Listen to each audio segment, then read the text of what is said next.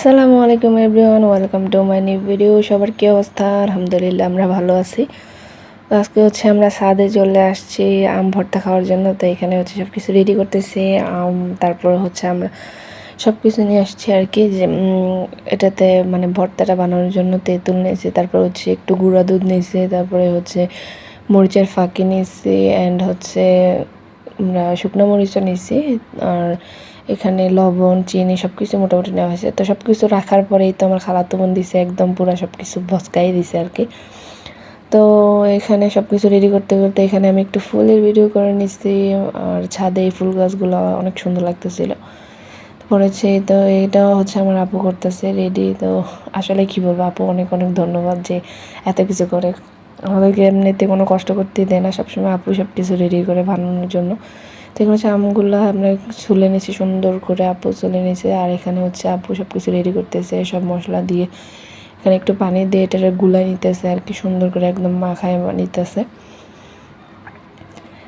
আর এই আম ভর্তাটা আসলে এত বেশি মজা হয়েছে, এত বেশি মজা হয়েছে যে বলার বাহিরে। আসলে আমি ভয়েসটা দেওয়ার সময় এটা ভিডিওটা দেখে আমার মুখ দিয়ে পানি চলে আসতেছিল আর কি বারবার। তো এরকম আম ভর্তা কার কার খাইতে ভালো লাগে, আর সবাই মিলে একসাথে খাইতে তো এত বেশি মজা লাগে কোনো জিনিস, কি বলবো, অনেক ভালো লাগে। তো এই তো মুস্কান কি করতেছে সেটাও একটু দেখাই দিলাম। সে বড়া খাইতেছে আমের, তার কাণ্ড দেখলে আমার আরও হাসি উঠে যায়। তো সব কিছু রেডি করার পর আমগুলো কেটে একদম আপু সুন্দর করে এটাকে মাখায় নিতেছে মশলাটার সাথে আর কি। আর এই মাখানোটাই বেশি মজা হয় আর কি, সুন্দর করে মাখাইতে পারলে।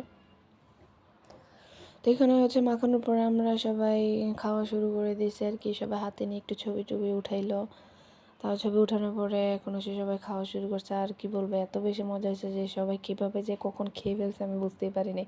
মনে হয়েছে যে মাত্র ধরলাম এখনই শেষ হয়ে গেছে, এটা কোনো কথা? তো সবাই একসাথে খেলে এরকমই হয়, এটা আরও বেশি তৃপ্তি পাওয়া যায় খাবারটায়, সবাই একসাথে খাইলে যে কোনো জিনিস। আর একা খাইলে সেই জিনিসটায় কোনো তৃপ্তি থাকে না। আর আজকের ভিডিওটা এই পর্যন্ত। সবাই ভালো থাকবেন, সুস্থ থাকবেন। আল্লাহ হাফেজ।